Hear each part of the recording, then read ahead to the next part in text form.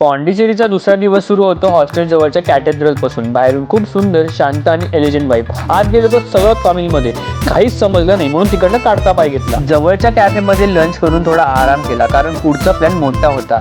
Cycle rent केली आणि थेट सेरेनिटी बीच गाठलं. पॉंडिचेरी पासून साधारण 10 किलोमीटर. बुधवार आहे, दुपारचे 3 वाजलेत. सगळं जग काम करते आणि मी रिकाम्या बीचवर एकटाच सायकल चालवत आहे. तो मुवमेंट म्हणजे प्युअर फ्रीडम. लेव्हरेज काय असतं याची खरी किंमत अशा वेळेला कळते. चेन्नई हायवेवर मोमेंटरी विचार आला, ऑरोविलला जाऊ की सायकलनेच चेन्नई गाठू. पण शरीराने सांगितलं आज एवढंच पुरे. परतीचा रस्ता गाठताना एक चॅरियट लागलं, त्यावर लोक नाचत होते. अगदी तसंच जसं एक दिवस आधी अभ्यास करून मी शाळेत पास व्हायचो. नंतर गाठलं Basilica of the Sacred heart.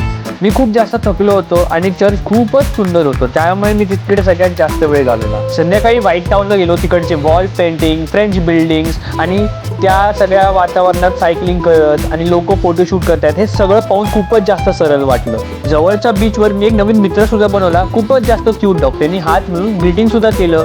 नंतर गेलो आंबेडकर मणिमंडपमला. लायब्ररी बंद व्हायला आली होती, बट आंबेडकरांचे विचार आणि पॉंडिचेरीचा इतिहासाने विचार मात्र उघडे झाले. शेवटी बीचवर एकटाच बसलो. लाटा, शांतता, पुस्तक आणि चाट. Simple ending. भेटूया पुढच्या भागात ऑरोविलमध्ये.